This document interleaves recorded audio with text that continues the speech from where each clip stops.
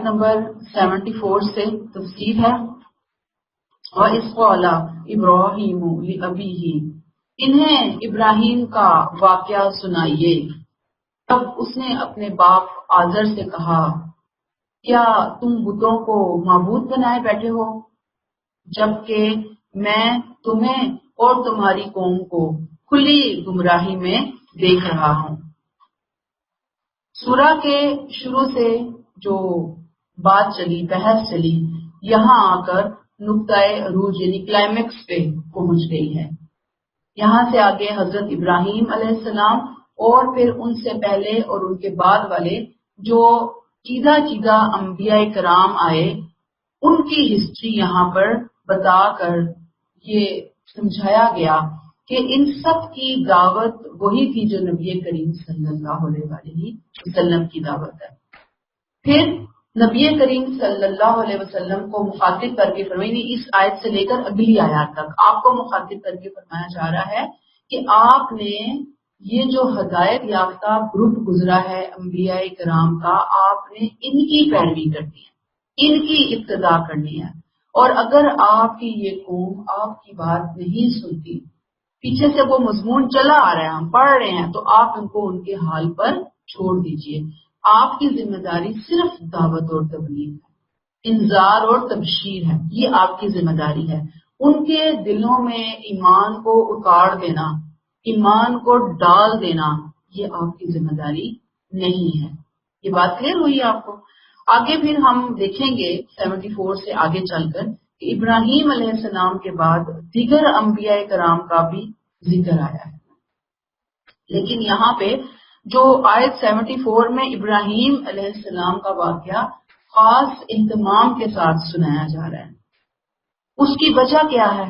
خاص اہتمام کے ساتھ سنائے جانے کی وجہ کہ بنی اسرائیل اور بنی اسماعیل دونوں کے وہ خاندانی پیشوا ہیں، دونوں کی جو جڑ ہے جد امجد وہ کیا ہے؟ حضرت ابراہیم علیہ السلام، اور دونوں کا دعویٰ ہے کہ آج جس طریقے کے اوپر وہ عمل پیرا ہیں، جو دین انہوں نے اختیار کر رکھا ہے، وہ کہاں سے لیا ہے؟ ابراہیم علیہ السلام سے ہم نے اخذ کیا ہے۔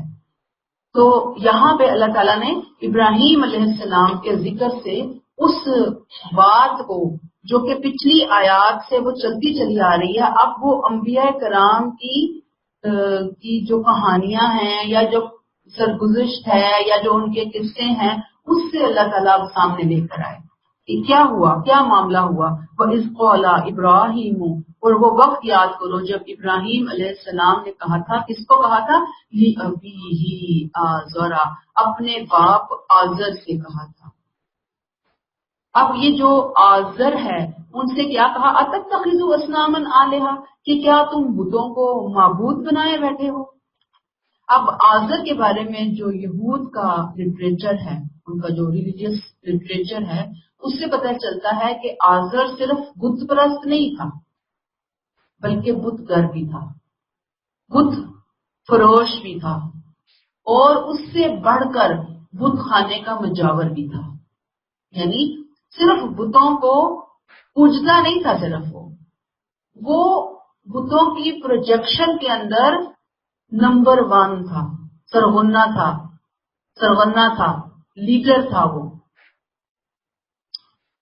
اور اب آپ دیکھیے کہ اس کے بارے میں جو ہمیں پتہ چلتی ہے بات آزر کے حوالے سے، کہ اس کو اگر ہم تھوڑا سا اور پیچھے جائیں اور اس کو سمجھنے کی کوشش کریں کہ ایسے حالات تھے کہ جہاں پہ حضرت ابراہیم علیہ السلام جو ہے نا وہ ان کے گھر میں پیدا ہوئے، اس کے گھر میں، یعنی کہ کون سا باپ کیا ہے کہ بت پرستی، بت فروشی، اور اس جو سب سے بڑا وہاں سمجھ لیں آپ ان کا جو بت خانہ تھا، بت کدا، اس کا وہ مجاور، اس کا بڑا تھا۔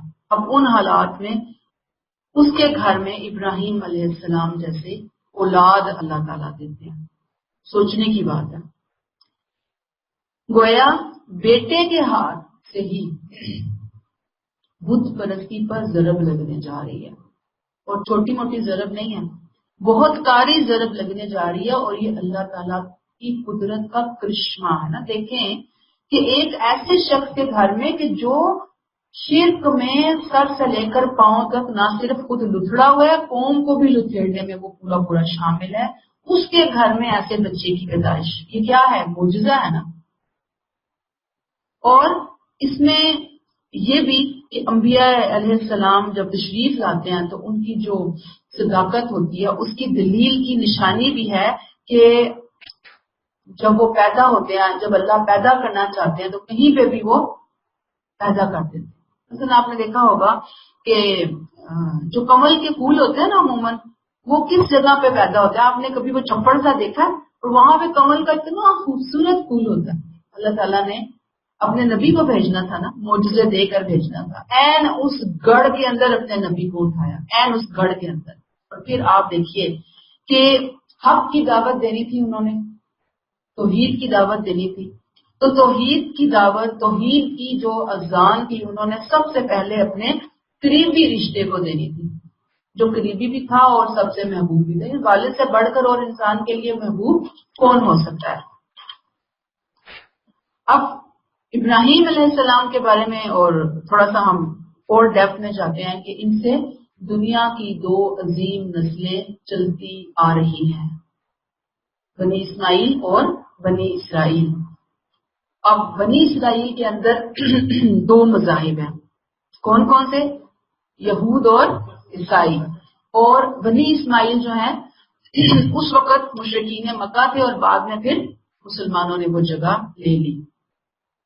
جدید جو ہماری ریسرچ ہے اس کے مطابق ابراہیم علیہ السلام 2100 سال پہلے، 2100 سال قبل مسیح عیسیٰ علیہ السلام سے 2100 سال پہلے عراق کے شہر ار میں پیدا ہوئے تھے.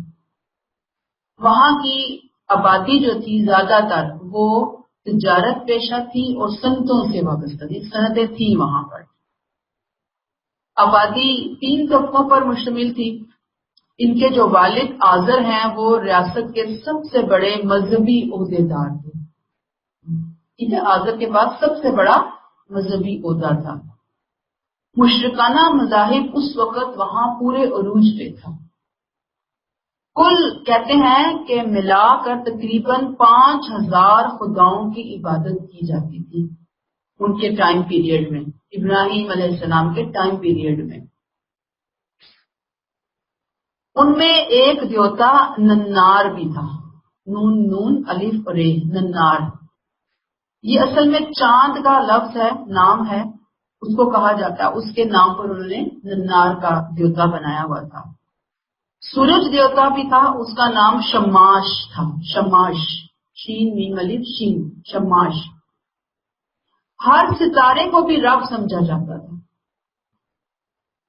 بادشاہ کو، جو بھی اس وقت بادشاہ بیٹھتا اپنی سیٹ کے اوپر، اس کو ننار کا اوتار سمجھا جاتا تھا کہ یہ چاند کا اوتار ہے زمین کے اوپر. حضرت ابراہیم علیہ السلام سے بھی 200 سال پہلے یہاں نمو نامی ایک خاندان کی بادشاہت تھی. نمو کو عربی میں نمرود کہتے ہیں. حضرت ابراہیم نے جب یہاں سے ہجرت کی تو اس خاندان پر اور اس کی قوم پر مسلسل تباہی کا دور شروع ہو گیا. یہ کون سے خاندان پر؟ جو نمو خاندان کے لوگ تھے ان کے اوپر ان کی ہجرت کے بعد تباہی آنا شروع ہو گئی. معلوم ہوتا ہے کہ اس کے بعد، یعنی کہ ان کے جانے کے بعد جو یہ لوگوں پہ تباہی ہوئی، اس کے کچھ جو بچے تھے، باقیات لوگ تھے، انہوں نے حضرت ابراہیم کی تعلیمات کا اثر قبول کیا. کیونکہ یہ پتہ چلتا ہے کہ حضرت ابراہیم علیہ السلام کی ہجرت کے 200 سال کے بعد، یعنی 200 سال کے بعد جو حکمران یہاں پر آئے، انہوں نے جو لا بنائے، اس سے پتہ چلتا ہے کہ وہاں پر توحید موجود تھی. یعنی جو قوم حضرت ابراہیم علیہ السلام کی ہجرت کے وقت موجود تھی وہ تو زیادہ تر مارے گئے. جو بچے انہوں نے اثر قبول کیا، پھر نئے حکمران آئے، انہوں نے ان اثرات کو، توحید کے اثرات کو لیا اور لے کر انہوں نے اپنے لیے کچھ نئے لا بنائے. اور یہ کب ہوا؟ ان کے جانے کے 200 سال کے بعد ہوا. اب قرآن پاک نے حضرت ابراہیم علیہ السلام کی کہانی، قصہ داستان اس وقت سے شروع کی ہے جب انہیں نبوت کا منصب ملتا ہے. یہ قرآن میں وہاں سے ان کی سٹوری جو ہے وہ شروع ہوتی ہے. اور پھر یہ آتے ہیں اور اپنے والد کے سامنے کیا کہتے ہیں؟ کلمہ حق بیان کرتے ہیں. کیا کہا انہوں نے اپنے والد کو کہ کیا تم بتوں کو معبود بنائے بیٹھے ہو؟ انی اور آقا وقوم کافی دلال مبین، میں تمہیں اور تمہاری قوم کو کھلی گمراہی میں دیکھ رہا ہوں. یہ جان میں آپ کو اور آپ کی قوم کو کھلی گمراہی میں دیکھ رہا ہوں. آیت نمبر 75. وَكَذَلِكَ نُرِي إِبْرَاهِيمَ مَلَكُوتَ السَّمَاوَاتِ وَالْأَرْضِ وَلِيَكُونَ مِنَ الْمُوقِنِينَ. ابراہیم کو ہم اسی طرح زمین اور آسمانوں کی بادشاہی کا مشاہدہ کراتے تھے تاکہ وہ اپنی قوم پر حجت قائم کرے اور خود بھی ان لوگوں میں سے ہو جائے جو پورا یقین رکھنے والے ہیں. نوری ابراہیم، ہم نے مشاہدہ کرایا ابراہیم کو کس چیز کا؟ ملکوت السماوات والارض. ملکوت کہتے ہیں عزت کو، اقتدار کو، بادشاہی کو، سلطنت کو. قرآن میں ملکوت کا لفظ اللہ کی بادشاہی کے لیے آیا ہے. کون سی بادشاہی؟ جو زمین اور آسمان ہر چیز پر قائم ہے. یہاں یہ بات ہمیں کلیئر کرنی ہے اپنے ذہنوں میں کہ ابراہیم علیہ السلام زمین اور آسمان کے نظام پر غور کرتے تھے. اللہ تعالیٰ نے انہیں توفیق بخشی کہ وہ اس پر غور کرتے کرتے توحید کے راستے کے اوپر گامزن ہو چکے تھے. پھر اللہ نے انہیں مزید توفیق دی، اپنی ذات سے پردہ اٹھا کر ان کو دکھایا، اپنی معرفت عطا کی، ایسی معرفت، ایسے راز عطا کیے کہ وہ خود بھی توحید کے راستے پر پوری طرح گامزن ہو گئے اور اپنی قوم کو بھی انہوں نے اسی چیز کی طرف دعوت دی. گویا یہ جو ملکوت ہے نا، نوری ابراہیم ملکوت السماوات والارض، یہ جو زمین اور آسمان کی بادشاہی کا، جو اللہ کی بادشاہی کا مشاہدہ تھا، غور و فکر تھا، کہتے ہیں کہ اس سے وہ کنجی ان کے ہاتھ میں آ گئی کہ جو ان کو ٹریک پر لانے کا سبب بنی. یعنی کہ نبوت سے پہلے ہی وہ ٹریک پر تھے، ٹریک پر آ چکے تھے. وہ وجہ کیا بن رہی تھی؟ غور و فکر، کائنات کے اوپر غور و فکر. یاد رکھیے کہ یہی وہ چیز ہے کہ جس سے انسان جب مشاہدہ کرتا ہے، ایک ایک چیز کو دیکھتا ہے، ایک ایک پتے کو دیکھتا ہے، ایک ایک درخت کو دیکھتا ہے، ایک ایک تارے کو دیکھتا ہے، ایک ایک پھول کو دیکھتا ہے، ایک ایک چیز کو دیکھتا ہے، تو بس پھر اس کو رب کی معرفت نصیب ہو جاتی ہے. دیکھیں ایک سائنٹسٹ بھی غور کرتا ہے، لیکن کتنا غور کرتا ہے. نیوٹن نے دیکھا تھا نا سیب کو، گریوٹی کے بارے میں کتنا غور کر رہا ہوگا. آخر پہلے دن تو نہیں نا آ گئی ہوگی گریوٹی کی سمجھ اس کو. بہت زیادہ یہ لوگ جب کھپاتے ہیں تو گاڈ گفٹڈ چیزیں ہوتی ہیں، دنیا والوں کو بھی ملتی ہیں گاڈ گفٹڈ. اور جو دین کو ہاتھ میں تھام کر رب کو سمجھنے کے لیے، اس کی معرفت حاصل کرنے کے لیے غور و فکر کرتا ہے، تو رب کی معرفت کا خزانہ، گاڈ گفٹڈ چیز اس کو بھی عطا ہوتی ہے. تو یہ بھی بات یہاں پر آ گئی کہ انسان دیکھے کہ کائنات کی یہ جو چیزیں ہیں، اگرچہ ان سے دنیا کے بہت سارے فائدے حاصل ہوتے ہیں کیونکہ اللہ نے یہ بنائی ہی دنیا کے فائدے کے لیے ہیں، لیکن ان کے پیچھے جس کا ہاتھ کار فرما ہے، جو بنانے والا ہے. ہم کہتے ہیں نا کہ گلاب کے پھولوں کی پتیوں سے گلقند ہوتا ہے نا، وہ گلقند بہت زبردست بنتا ہے. پھر دیسی گلاب کی پتیاں ڈھونڈو، اس سے گلقند بناؤ، خوشبو بھی اتنی زبردست ہوتی ہے. کوئی یہ سوچے کہ یہ گلقند، یہ جو پھول بنائے کس نے بنائے، اس میں جو تاثیر رکھی کس نے رکھی، اس میں وہ جو خوشبو رکھی وہ کس نے رکھا، وہ جو فائدہ رکھا وہ کس نے رکھا.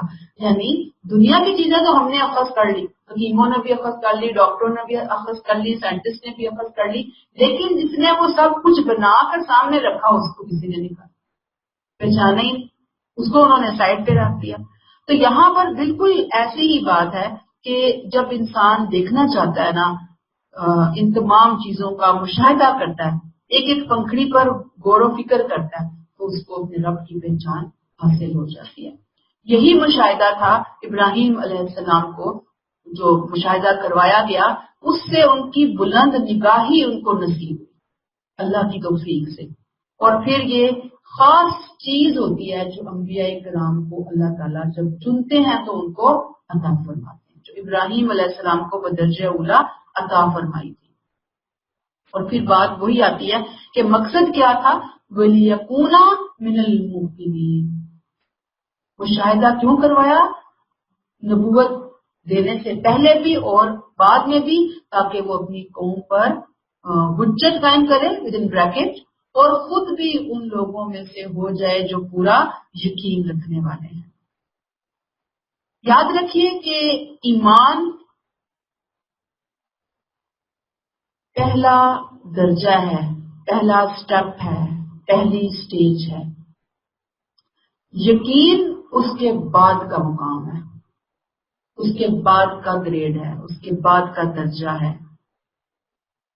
یقین صرف ایمان سے نہیں آتا، یہ بات کلیئر کر لیجئے. یقین آتا ہے غور و فکر سے، تفکر اور تدبر سے. اور جب انسان کے اندر ایمان پیدا ہوتا ہے اور اس کے بعد پھر وہ غور و فکر کرتا تو وہ سمجھے سیڑھیاں چڑھتے چڑھتے چڑھتے چڑھتے اپنے رب کے قریب قریب قریب قریب ہوتا چلا جاتا ہے غور و فکر کے ذریعے. اور آپ دیکھیں کہ یقین ایک ایسی صفت ہے کہ اس کی کوئی حد نہیں ہے. جو شخص جتنا محنت کرتا چلا جاتا ہے یقین کی اتنی سیڑھیاں وہ طے کرتا چلا جاتا ہے. اسی لیے آپ دیکھیں گے نا کہ دنیا میں جو صالحین ہیں، صدیقین ہیں، شہداء ہے، ان کے مراتب بھی تھوڑے تھوڑے ڈفرینٹ ہوتے ہیں. پھر عام لوگوں کی طرف آ جائیں، ہر ایک کا جتنا یقین ہوتا ہے وہ اس کیٹیگری کے اندر کھڑا کر دیا جاتا ہے، رکھ دیا جاتا ہے، اور اس کا انجام بھی، اس کا رزلٹ بھی پھر اسی یقین کے اوپر ہوگا. جنت کے جو درجات مقرر ہوئے اسی لیے مقرر ہوئے نا کہ ہر بندہ اپنے یقین کے بل کے اوپر وہ چیز پائے گا. تو اللہ تعالیٰ ہمیں بھی یقین کی یہ دولت عطا فرما دے. آیت 76 فَلَمَّا جَنَّ عَلَيْهِ اللَّيْلُ رَأَىٰ كَوْكَبًا. پس ایک دن جب اس پر رات طاری ہوئی تو اس نے ایک تارا دیکھا، بریکٹ، اور لوگوں کو متوجہ دیکھ کر کہا یہ میرا رب ہے. پھر بریکٹ اسی طرح کے ایک موقع پر بریکٹ کلوز جب وہ تارا ڈوب گیا. یہ بہت امپورٹنٹ باتیں ہوں گی جو میں اب آپ کو انورٹڈ کوماز لکھواؤں گی اور بریکٹس میں لکھواؤں گی کہ پھر اسی طرح کے ایک اور موقع پر جب وہ تارا ڈوب گیا تو اس نے کہا کہ بریکٹ میں خدائی کے لیے بریکٹ کلوز ڈوب جانے والوں کو دوست نہیں رکھتا. اب یہاں سے وہ دلائل بیان ہو رہے ہیں جو ابراہیم علیہ السلام نے ملکوت السماواتی والارض پر غور و فکر کر کے حاصل کیے. ٹھیک، مشاہدے سے اخذ کیے اور پھر قوم کے سامنے ان کو رکھا اور بہت اہم دلیل دی کہ جن کو معبود سمجھ کر تم تاروں کو، سورج کو، چاند کو پوج رہے ہو، بھئی یہ تو خود مخلوق ہے، یہ تو خود خدا کے ایک قانون کے اندر بندھے ہوئے ہیں، اس سے ذرا برابر ادھر ادھر نہیں ہل رہے، تم ان کو کیسے پوج رہے ہو؟ کوسچن اٹھا دیا نا انہوں نے. ساتھ ہی کیا کہا فَلَمَّا أَفَلَ قَالَ لَا أُحِبُّ الْآفِلِينَ. وہ ڈوبا تو انہوں نے کہا میں تو ایسے خداؤں کو کیسے مان سکتا ہوں کہ جو ڈوب جاتا ہو. یہاں ابراہیم علیہ السلام کا جو طریقہ تبلیغ ہے اس کو ہم کہیں گے استدراج کا طریقہ. استدراج بتدریج، گریجولی، آہستہ آہستہ قوم کے مزاج کو سامنے رکھتے ہوئے. اب اس میں بہت سمپل سی بات ہے، کوئی لمبی چوڑی نہیں ہے اس کے اندر، ٹیپ کے اندر کی کہانیاں ادھر ادھر ہم ٹامک ٹوئی ہمارے. سمپل سی بات ہے کہ غور و فکر تو وہ کرتے تھے. اب وہ سوچ رہے تھے کہ کون سی دلیل دی جائے قوم کی ذہنیت کو، اس کی نفسیات کو سامنے رکھتے ہوئے کہ قوم تک توحید کی بات جو ہے وہ میں پہنچا دوں. مجلس میں بیٹھے تھے، کہا جاتا ہے کہ ایک دن خود کو مخاطب کیا. قوم بیٹھی ہوئی ہے، آپ کو پتا ہے قوم پوری کی پوری کیا کر رہی ہے، پوری کی پوری قوم ستارہ پرست مذہب، مشرکانہ مذاہب کی گرویدہ گھر کے اندر وہ صبح شام دوپہر یہی چیزیں دیکھ رہے ہیں، بت لوگ آ رہے ہیں جا رہے ہیں، ایسے کچھ ہو رہا ہوگا نا. تو کہتے ہیں کہ خود کو مخاطب کر کے وہ بات کہی کہ جس سے یہ جو ستارہ پرست قوم ہے یہ تھوڑی سی مطمئن ہو گئی. کیا کہا تھا انہوں نے؟ ٹھہرے،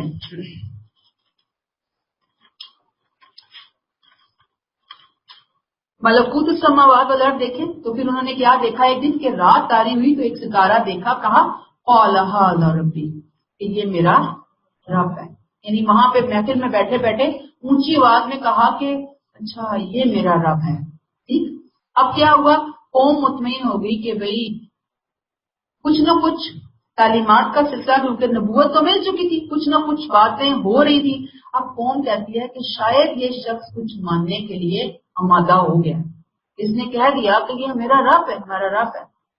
اب کیا ہوا؟ کہا جاتا ہے کہ اب جب انہوں نے کہا نا یہ میرا رب ہے تو اس کے بعد وہ خاموش ہو گئے. قوم کے باتوں میں ذہن میں یہ بات ڈالی، خاموش ہو گئے. کچھ دن گزرے، اس کے بعد ظاہری بات ہے کہ آپ کو دیکھا ہوگا کہ بعض تارے بہت زیادہ پرومیننٹ ہوتے ہیں. ابھی بھی آج رات کو باہر جائے نا تو اتنی پولوشن کے دور میں بھی آپ کو بہت برائٹ برائٹ ستارے نظر آتے ہیں. یہ کچھ خاص ستاروں کی بات بھی ہو سکتی ہے، بہت پرومیننٹ ستارہ ہوگا. اس وقت تو پولوشن اس طرح ہوتی بھی نہیں تھی. تو انہوں نے کہا اچھا یہ میرا رب ہے. اور آپ کو یہ پتا ہے کہ جب صبح ہوتی ہے تو ستارے ڈوب جاتے ہیں. کہتے ہیں کہ پھر کسی دن جب صبح ہوئی، تارا ڈوب گیا، تو پھر انہوں نے جس سے خود کلامی کرتے ہیں نا اونچی آواز میں، تو انہوں نے کیا کہا؟ فلما فلا قال لا احب الافلین، تو کہنے لگے کہ میں تو ڈوب جانے والوں کو پسند نہیں کرتا. گویا جو ارد گرد کے لوگوں کو اطمینان نصیب ہوا تھا چند دن پہلے، چند دن کے بعد وہ اطمینان ان کا رخصت ہو گیا. سوچ میں پڑ گئے ہوں گے کہ یہ نوجوان جو ہے ایسے ہی نوجوانی کے جوش میں اٹھ کر ہمارے معبودوں کا انکار نہیں کر رہا، کسی ترنگ میں آ کے کہ میں نہیں مانتا میں نہیں مانتا، ایسے نہیں کر رہا، بلکہ یہ سوچ رہا ہے. سوچا ہے اس نے کچھ دن پہلے اور بات کہی، آپ اس نے اور بات کہی کہ اچھا یہ میرا رب ہے. اس کے بعد کچھ دن بعد کہا کہ جو ڈوب جاتے ہیں وہ تو میرا رب ہو نہیں سکتا. ظاہری بات ہے وہ یہی بات ہوگی کہ جب پہلی بات انہوں نے کہی اور اس کے بعد انہوں نے جو دوسری بات کے کہنے میں گیپ دیا، اس سے جو مخاطبین ہیں وہ مشتعل نہیں ہوئے، فوراً نہیں مشتعل ہوئے، کیونکہ فوراً نہیں کہا نا. پہلے کہا اچھا یہ میرا رب ہے، پھر کہا کچھ دن کے بعد یہ کیسے میرا رب ہو سکتا ہے. اب وہ لوگ واقعی سوچ میں پڑ گئے ہوں گے، بہت سارے لوگ سوچ میں پڑے ہوں گے کہ بھئی یہ نوجوان کیا بات کر گیا، کیسی بات اس نے کہہ دی. واقعی جو چیز ڈوب جائے وہ رب کے مقام پر کیسے فائز ہو سکتی ہے. گویا آپ کہہ سکتے ہیں کہ جیسے پتھر ہوتا ہے نا تو اس کے اوپر ایک چھوٹی سی ڈھونک لگا دیں، یہ بھی ایک بہت بڑی کامیابی ہوتی ہے کہ آپ ایسے لوگوں کو سوچنے پر مجبور کر دیں جو صدیوں اور نسلوں سے ایک ہی ڈگر کے اوپر اپنی پسندیدہ اپنے عقائد کے بارے میں بہت پکے ہیں اور وہ اسی کے بارے میں سوچتے چلے جا رہے ہیں. تو حضرت ابراہیم علیہ السلام نے اسی کی طرف ان کی توجہ دلائی. گویا یہاں پر انہوں نے ایک طرح سے اپنی قوم کو توجہ دلائی کہ ستارہ پہلے آیا، طلوع ہوا، اس کے بعد یہ ستارہ ڈوبا. تو یہ جو طلوع اور غروب ہے نا یہ خود سے نہیں ہو رہا، اللہ تعالی نے اس کو ایک قانون کے تحت باندھ دیا ہے. وہ ذرہ برابر ادھر سے ادھر نہیں ہو سکتا، لہذا کوئی عاقل انہیں اپنا معبود کیسے بنا سکتا ہے. یہ منصب تو صرف حی اور قیوم کے لائق ہے کہ وہی زندہ ہے اور زندہ رکھنے والا ہے، زندہ رہتا ہے، 24 گھنٹے موجود ہے، کائنات بنا کر لا تعلق نہیں ہو گیا. کائنات کی کسی مخلوق کو یہ دوام حاصل نہیں ہے. تو ستارہ کیسے ہو سکتا ہے؟ میں نے ابھی آپ کو بتایا نا کہ وہ ننار کی جو ہے نا وہ بہت زیادہ پوجا کرتے تھے، بادشاہ کو اس کا اوتار سمجھا ہوا تھا. تو یہاں ان چیزوں کی ان کے ذہن کے اندر بہت زیادہ اہمیت تھی. آیت 77 فلما رأى القمر بازغا، پھر جب انہوں نے چاند کو چمکتے دیکھا تو بولے کہ قال ھذا ربی، یہ میرا رب ہے. مگر جب وہ ڈوب گیا تو اس نے کہا کہ اگر میرے پروردگار نے میری رہنمائی نہ فرمائی تو میں گمراہوں میں سے ہو جاؤں گا۔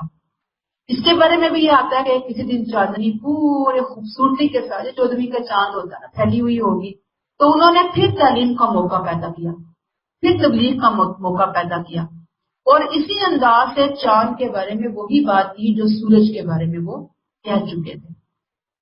اور کچھ دن کے بعد ظاہر بات ہے وہ چاندنی جو ہے وہ کچھ دن کی مہمان ہوتی ہے اور پھر چاندنی جو ہے وہ ختم ہو جاتی ہے، تو پھر انہوں نے دوبارہ سے وہی بات کہی، اگلا یعنی کہ اسٹیپ ایک قدم آگے بڑھایا اپنی قوم کو تعلیم دینے کے لیے۔ کہتے ہیں کہ یہ جو ڈوب گیا، قال لئن لم يهدني ربي لأكونن من القوم الضالين، اگر میرے رب نے میری رہنمائی نہ فرمائی تو میں کیا ہو جاؤں گا؟ گمراہوں میں ہو جاؤں گا۔ یعنی اب آپ دیکھیے کہ یہ نہیں کہا کہ یہاں پہ پیچھے تو کہا تھا نا کہ پچھلی آیت میں کہا تھا فلما افلا قال لا احب الافلین، کہ میں تو ڈوب جانے والوں کو دوست نہیں رکھتا، میں نہیں پسند کرتا، وہ خدا کیسے ہو سکتا ہے۔ یہاں ایک قدم آگے آئے ہیں، پچھلی تعلیم سے آگے آئے ہیں۔ یہ نہیں کہا کہ ڈوبنے والوں کو میں پسند نہیں کرتا یا وہ عبادت کے لائق کیسے ہو سکتے ہیں، بلکہ یہاں پر یہ کہا کہ اگر ان معبودوں کو خدا بنا لیا جائے تو یہ بہت بڑی گمراہی ہے، اور ایسی گمراہی میں اختیار نہیں کر سکتا۔ سامنے رکھا نا تعلیم دینے کے لیے، بالکل گویا یہاں کلیئر کر دیا کہ ہدایت دینے والا صرف اللہ ہے۔ اگر وہ ہدایت نہ دے تو انسان میں سے انسانوں کی حالت یہ ہے، ان کی عقل کی حالت یہ ہے کہ وہ ہر چمکتی چیز کو سونا سمجھ لیں، ہر سراب کو پانی سمجھ لیں، اور وہ دھوکے میں مبتلا ہو کر اس کے پیچھے چلنا شروع ہو جائے۔ ظاہری بات ہے یہ ساری باتیں جو ہو رہی ہیں، قوم موجود ہے، ایک گھر ہے، میں بھی کوئی عبادت کا معاملہ ہو، کوئی محفل جمی ہوئی ہو، بہت ساری گیدرنگ کراؤڈز ہوں، ان موقعوں کو دیکھ کر انہوں نے یہ ساری باتیں خود سے کہیں اور پھر خود سے ہی ریجیکٹ بھی کر دی۔ اب جو سن رہے ہیں، سننے والے لازمن جن کے دلوں میں تھوڑی سی بھی طلب ہوگی، تڑپ ہوگی، صلاحیت ہوگی، وہ غور و فکر کے بعد اس سوچ میں پڑ گئے ہوں گے کہ جو شخص طلب ہدایت میں اتنا بے قرار ہے تو اس کی بات میں کچھ نہ کچھ وزن تو ہوگا۔ یعنی آہستہ آہستہ قوم کو گریجولی لے کر آ رہے ہیں۔ اس میں ایک آیت کا جو یہ ٹکڑا رہ گیا، لئن لم یہدنی، اگر میرا رب میری رہنمائی نہ فرمائے۔ گویا ہدایت صرف رب دیتا ہے، کوئی رسول، کوئی نبی، کوئی بندہ کسی کو ہدایت نہیں دے سکتا۔ دعا کر سکتے ہیں، کوشش کر سکتے ہیں، ہدایت رب کے ہاتھ میں ہے۔ یہاں پہ انہوں نے کہا کہ اگر میرا رب مجھے ہدایت نہ دے، رہنمائی نہ فرمائے تو میں بھی گمراہوں میں سے ہو جاؤں گا۔ آیت 78 فلما رأى الشمس بازغا، پھر جب اس نے ایک دن سورج کو چمکتے دیکھا تو کہا یہ میرا رب ہے کیونکہ یہ سب سے بڑا ہے۔ لیکن جب وہ بھی ڈوب گیا تو ابراہیم نے اپنی قوم سے مخاطب ہو کر کہا اے میری قوم کے لوگوں، میں ان چیزوں سے بری و ذمہ ہوں جنہیں تم خدا کا شریک ٹھہراتے ہو۔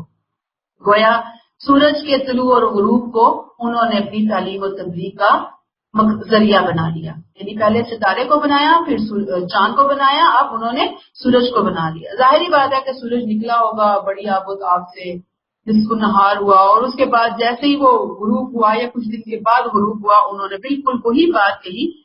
اور یہاں پر ایک چیز کا انہوں نے اضافہ کیا، کیا کہا؟ ھذا ربی ھذا اکبر، یعنی جب انہوں نے تعلیم دی تو کیا کہا کہ یہ میرا رب ہے، یہ میرا رب ہے، یہ سب سے بڑا ہے نا، یہ رب ہو سکتا ہے۔ اور ظاہری بات ہے کہ جب وہ بھی غروب ہو گیا تو اب کیا کہتے ہیں فلما افلت قال یا قوم انی بریء مما تشرکون۔ دیکھیے ابراہیم علیہ السلام نے یہ بات جو پہنچائی ہے، دوسروں کو مشتعل کیے بغیر اپنی تبلیغ ان تک پہنچا دی۔ مشتعل نہیں کیا، سوچنے سمجھنے کے لیے ان کے دماغوں کی کھڑکیوں کو، دروازوں کو نوک کیا، بھئی اٹھو، سوچو، غور و فکر کرو، کہ جن چیزوں کو تم پوج رہے ہو یہ رب کیسے ہو سکتی ہیں، یہ نہیں ہو سکتی رب۔ اس کے لیے انہوں نے مختلف طریقہ کار اختیار کیے۔ اور یاد رکھیے کہ انبیاء کرام کی جو تعلیم ہوتی ہے نا، اس میں استدراج بھی ہوتا ہے، اس میں طنز بھی کہیں کہیں ہوتا ہے کہ قوم کو ذرا بیدار کرنے کے لیے تھوڑا سا طنز کیا جا سکتا ہے۔ پھر اس کے بعد اس میں توریہ بھی ہو سکتا ہے، توریہ کہتے ہیں کہ یہ بات ایسے ہے یا ایسے ہے، اس کو چیزیں جو ہیں وہ پائی جا سکتی ہیں۔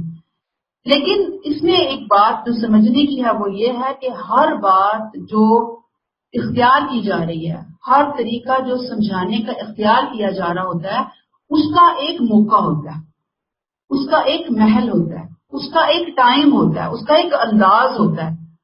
بعض دفعہ ایک جسے سمجھانے کے لیے انہوں نے ایک بات کہی اور پھر چند دنوں کے بعد انہوں نے دوسری بات کہی۔ ظاہری بات ہے کہ یہ جو ایک وقفہ ہے نا، اس کو آپ کہیں گے کہ ٹھہراؤ ہے، یہ پاز دیا انہوں نے، اپنی بات کہنے کے بعد اس کو پاز دیا ہے۔ اس سے بعض دفعہ جو سمجھنے والے ہوتے ہیں وہ ہزاروں منزلیں طے کر لیتے ہیں، پتہ بھی نہیں چلتا کہاں پہنچ گئے۔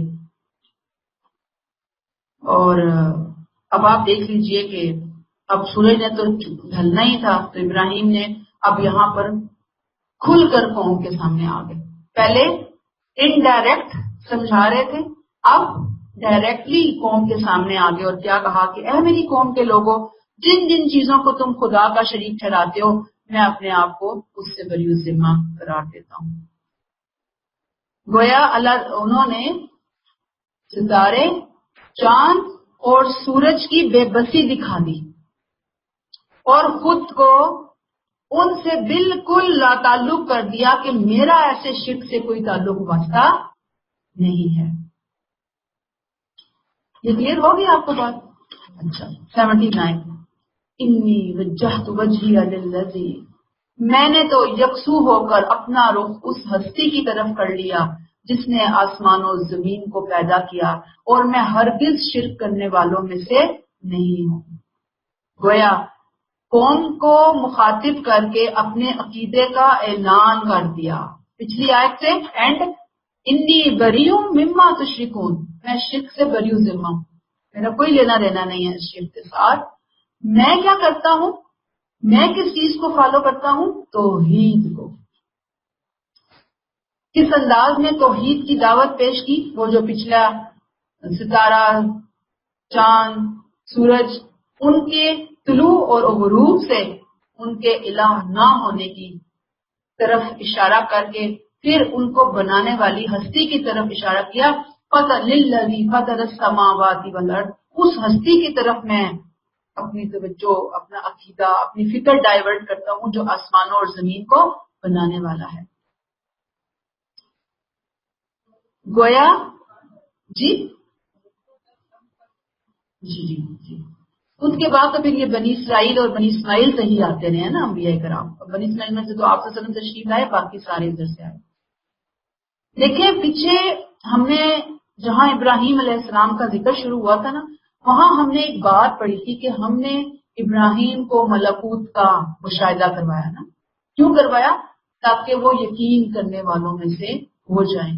یہاں اسی ایک ایک لفظ سے اس یقین کا اظہار ہو رہا ہے نا، ان کے ایک ایک لفظ بتا رہا ہے کہ یہ اعلان کتنی شدت احساس اور یقین کے ساتھ وہ کہہ رہے انی وجہت وجہی للذی فطر السماوات والارض حنیفا وما انا من المشرکین۔ پیچھے بھی کہا انی بریء مما تشرکون، یہاں پھر کہا بہت شدت کے ساتھ۔ گویا حضرت ابراہیم کی تقریر تھی، یہ ایک سٹائل تھا، تبلیغ کا انداز تھا کہ معبود تو وہ ہو سکتا ہے جو زمین اور آسمانوں کا خالق ہو، جو پیدا کرنے والا ہے۔ جو خود محتاج ہیں وہ دوسروں کو کیا دیں گے؟ اس لیے ایمان لانے کے ساتھ ساتھ یہ بھی پتہ چلتا ہے کہ ایمان کا اعلان بھی بہت ضروری ہے کہ ایمان ہے، اور خاص طور پر اس ماحول میں جس ماحول میں ابراہیم علیہ السلام تشریف فرما ہے کہ بندہ مومن نہ شرک کرتا ہے نہ شرک کے اندر انوالو ہوتا ہے۔ یاد رکھیے کہ یہ جو آیت ہے نا، یہ بڑی خاص طور پر آیت، یہ توحید اور اسلام کے حوالے سے عظیم آیات میں سے ہے۔ ملت ابراہیمی کا جامع کلمہ ہے، ملت ابراہیمی کا طریقہ کیا ہے، ان کی تعلیم کیا ہے، ان کا یقین کیا تھا، ان کا اعتماد کیا تھا، یہ جو انہوں نے اپنے بارے میں اعلان کیا، انی وجہت وجہیہ سے لے کر من المشرکین کا۔ اور آپ دیکھ لیجئے کہ ہم عموماً نمازوں میں بھی یہ دعا پڑھ رہے ہوتے ہیں، اس ٹائپ کی دعا پڑھ رہے ہوتے ہیں، تو یہ ہم اپنے ایمان کا اعلان کر رہے ہوتے ہیں، آغاز کر رہے ہوتے ہیں۔ اچھا، اس پہ ہم تھوڑی سی ابھی ہم بات کریں گے، آگے چلتے ہیں تھوڑا سا۔ آیت 80، وَحَاجَّهُ قَوْمُهُ، اس کی قوم اس بات پر ان سے جھگڑنے لگی، تو انہوں نے جواب دیا، کیا تم لوگ اللہ کے بارے میں مجھ سے جھگڑتے ہو، حالانکہ اس نے میری رہنمائی فرمائی ہے، میں تمہارے ٹھہرائے ہوئے شریکوں سے نہیں ڈرتا، ہاں میرا رب ہی کچھ چاہے، میرے رب کا علم ہر چیز کا احاطہ کیے ہوئے ہے، پھر کیا تم لوگ اس بات پر دھیان نہیں دیتے۔ اب آپ دیکھیے کہ ابراہیم علیہ السلام نے جب پچھلی آیت سے آپ اس کو کنیکٹ کیجیے، آیت 79، 78، 79 سے، کہ علل اعلان اپنی توحید کا، اپنے عقیدے کا مشرک قوم کے سامنے اعلان کر دیا۔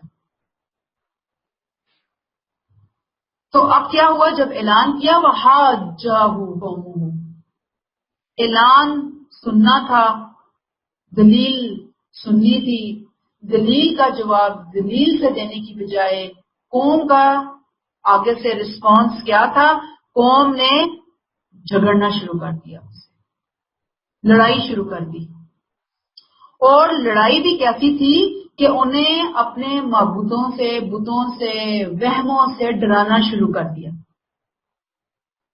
تو ابراہیم علیہ السلام کیا کہتے ہیں، قُلْ أَتُحَاجُّونِي فِي اللَّهِ، تم اللہ کے بارے میں مجھ سے جھگڑتے ہو، قَدْ هَدَانِي، اس نے تو مجھے ہدایت دی، اس نے ہی تو چھپڑ میں کمل کا پھول پیدا کر دیا، اس نے ہی تو سورج پیدا کر دیا اس معاشرے کے اندر، اور وَلَا أَخَافُ مَا تُشْرِكُونَ بِهِ إِلَّا أَن يَشَاءَ، میں نہیں ڈرتا تمہارے ٹھہرائے ہوئے شریکوں سے۔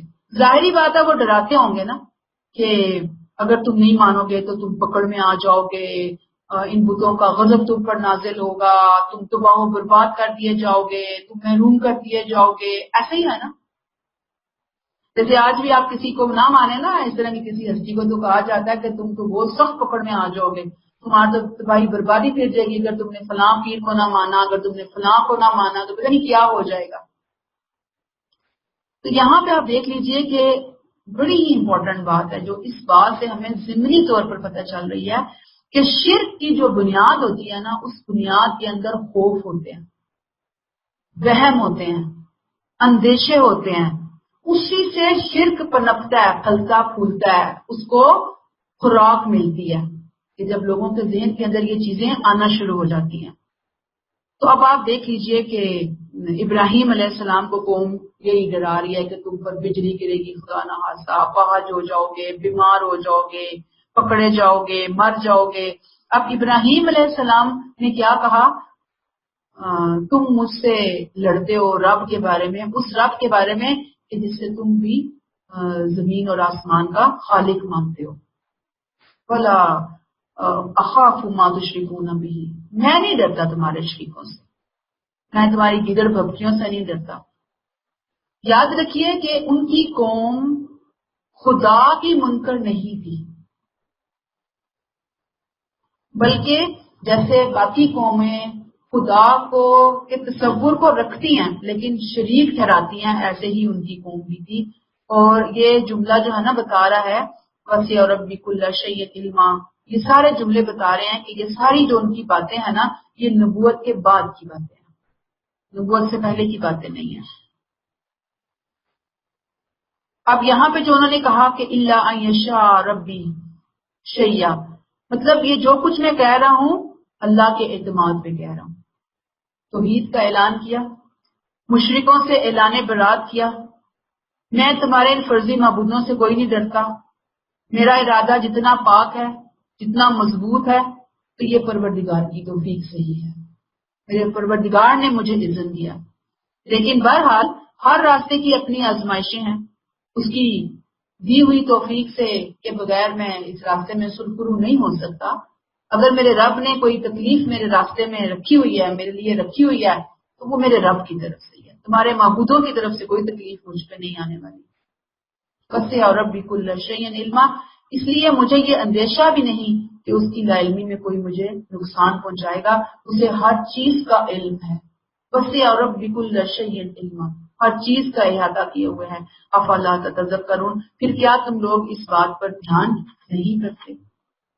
آیت 81 وَكَيْفَ أَخَافُ مَا أَشْرَكْتُمْ، میں تمہارے ٹھہرائے ہوئے شریکوں سے کیوں ڈروں، جبکہ تمہارا حال یہ ہے کہ تم اس بات سے نہیں ڈرتے کہ تم نے ایسی چیزوں کو اللہ کا شریک بنا رکھا ہے جس کے لیے اللہ نے تم پر کوئی دلیل، تم تو اللہ سے نہیں ڈرتے اور تم مجھے کہتے ہو کہ میں تمہارے ٹھہرائے ہوئے شریکوں سے ڈروں۔ کتنی بات کے اندر بے عقلی ہے، حماقت ہے، وزن ہی کوئی نہیں ہے۔ فَأَيُّ الْفَرِيقَيْنِ أَحَقُّ بِالْأَمْنِ، تو ہم دونوں فریقوں میں سے کون امن و اطمینان کا زیادہ مستحق ہے اگر تم جانتے ہو۔ یعنی اللہ کے غضب اور اس کے قہر سے ڈرنا چاہیے، وہ تو تم ڈرتے نہیں، بے سنت تم نے گھڑ گھڑ کر معبود بنائے ہیں، اوپر مجھے بھی ڈرائے چلے جا رہے ہو۔ یاد رکھو جہاں تک خدا کا تعلق ہے تو اس کو تو تم بھی مانتے ہو، میں بھی مانتا ہوں، لیکن جو چیز تم کر رہے ہو بغیر ثبوت کے، جو جرم تم کر رہے ہو، وہ کیا کر رہے ہو؟ خدا کے ساتھ تم نے شریک ٹھہرا رکھے ہیں۔ تو اللہ تعالیٰ ہی ہیں کہ جس سے انسان کو ڈرنا چاہیے۔ اگر تم کچھ علم رکھتے ہو تو مجھے بتاؤ کہ خدا کی امان کا حقدار میں ہوں یا تم؟ فَأَيُّ الْفَرِيقَيْنِ أَحَقُّ بِالْأَمْنِ، امن سے مراد کیا چیز ہے؟ خدا کی امان۔ کس چیز کی امان؟ خدا کی پکڑ جو شرک کی وجہ سے ان کے اوپر آنی ہے، اور یہ تو توحید کی پناہ میں آئے، توحید کی چھتری کے نیچے آئے ہوئے ہیں۔ لیکن عجیب ستم ظریفی ہے کہ الٹا چور کوتوال کو ڈانٹے، یہ وہ کر رہے ہیں۔ ان کنتم تعلمون، اگر تمہارے پاس علم ہے تو مجھے ذرا بتاؤ نا کہ صحیح راستے پر کون ہے۔ آیت 82 بہت سے نبی آئے ہیں بیچ میں، بہت سے،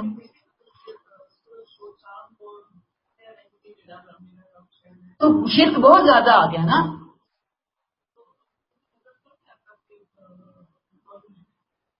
نہیں، توحید تو رہی ہے، توحید تو آدم علیہ السلام سے لے کر لوگوں کے اندر کون کہہ رہے تھے؟ قوم جو پوچھ رہی تھی، قوم جو پوچھتی تھی نا، دیکھیں قوم کے اندر شرک، جیسے آپ صلی اللہ علیہ وسلم تشریف لائے ہیں، ابراہیم علیہ السلام گزرے ہیں، 2000 سال، 2500 سال گزرے نا آپ صلی اللہ علیہ وسلم سے، ابراہیم علیہ السلام کتنی توحید کی واضح تعلیمات دے کر گئے ہیں، توحید کا سینٹر بنا کر گئے ہیں مکہ میں۔ اس کے بعد 2000 سال کے اندر اندر آپ دیکھیں کہ بتوں سے خانہ کعبہ بھر دیا گیا ہے۔ کون کون سی قسموں کے بت ہیں جو نہیں پوجے جا رہے ہوتے وہاں پر، لیکن اس دور میں بھی توحید موجود تھی۔ یعنی اس بت پرستی کے ساتھ، شرک کے ساتھ توحید تھی ذہنوں کے اندر، پیچھے ہم پڑھتے نہیں آ رہے کہ توحید ہے۔ توحید تو جینز میں ہے، فطرت میں ہے، انبیاء کرام کی تعلیمات میں ہے، لیکن لوگ پھر آہستہ آہستہ سلپ ہوتے چلے جاتے ہیں صراط مستقیم سے، اور وہ چیزیں آ جاتی ہیں۔ تو اللہ کا تصور تھا، انہیں پتا تھا خالق اور مالک اللہ ہے، لیکن ان چیزوں کو وہ بس وہ اپنا کارساز اور سمجھ کے ان کو پوچھتی تھی۔ تو آیت 82 الذین آمنوا ولم یلبسوا ایمانہم، حقیقت یہ ہے کہ سکون و اطمینان تو انہی لوگوں کے لیے ہے بریکٹ کلوز جو ایمان لائے، جنہوں نے اپنے ایمان کو ود ان بریکٹ شرک کے بریکٹ کلوز ظلم کے ساتھ آلودہ نہ کیا۔ یعنی ظلم کیا ہے یہاں پر؟ شرک۔ یہی لوگ راستہ پانے والے ہیں۔ ظلم آخری درجے میں شرک کا ظلم، اپنے آپ پر ظلم ہے۔ اب توحید کی حقیقت بیان ہو رہی ہے کہ اللہ کو ماننا تو وہی ماننا ہے، وہی ویلڈ ہے، محترم ہے، معتبر ہے کہ جس کے اندر شرک کی آمیزش نہ ہو۔ وہی اللہ کے ہاں امن میں ہوں گے، خدا کا امن انہی کو حاصل ہے کہ جنہوں نے اپنے ایمان کو شرک کے ساتھ آلودہ نہیں کیا، جو ہر معاملے میں خدا پر اعتماد رکھتے ہیں، یہی لوگ ہدایت پر ہیں، اور اس کے علاوہ جتنے راستے ہیں وہ گمراہی کے راستے۔ یعنی اپنی پوری تقریر ہے نا جو انہوں نے قوم کے سامنے رکھ دی، سمجھ آ رہی ہے نا؟ ایک تقریر کا حصے ہیں، تعلیم ہے، طریقہ تعلیم ہے، تدریج ہے، اس کے بعد ان کی تقریر ہے جو ساری کی ساری توحید کے اوپر مبنی ہے۔ آیت 83 وَتِلْكَ حُجَّتُنَا آتَيْنَاهَا إِبْرَاهِيمَ عَلَىٰ قَوْمِهِ، یہ تھی ہماری حجت، ہماری دلیل جو ہم نے ابراہیم کو عطا فرمائی کہ اپنی قوم پر قائم کرے۔ ہم جسے چاہتے ہیں اس کے درجے پر درجے بلند کر دیتے ہیں۔ حقیقت یہ ہے کہ تمہارا پروردگار حکیم اور علیم ہے۔ یہاں سے کچھ کانسیپٹس کلیئر کرنا ضروری ہیں۔ بعض لوگوں کا خیال یہ ہے کہ ابراہیم علیہ السلام چونکہ مشرک قوم میں پیدا ہوئے تھے اس لیے وہ غور و فکر کرتے کرتے کرتے شرک سے توحید کی طرف آئے۔ یہ ایک بہت بڑی بات ہے جو ان کی ذات سے منسوب ہوتی ہے۔ قرآن یہاں کہہ رہا ہے وَتِلْكَ حُجَّتُنَا آتَيْنَاهَا، شروع سے جو آیات شروع ہوئی ہے نا، قرآن کہتا ہے ہم نے ان کو مشاہدے کروائے، یقین ڈیولپ کرنے کے لیے، ستارہ، چاند، سورج کی جو مثالیں انہوں نے پیش کی، یہ تِلْكَ حُجَّتُنَا ہماری دلیلیں تھی جو ہم نے ان کو عطا کی تھی۔ یہ شرک کے راستوں سے ہو کر غور و فکر کرتے کرتے کرتے توحید پہ نہیں پہنچے تھے، وہ شروع سے ڈے ون سے توحید کے اندر کھڑے تھے۔ ایک بہت بڑی بات ہے، یہ انبیاء کرام کی عصمت اس کو بولتے ہیں، انبیاء کرام کی عصمت ہر لحاظ سے۔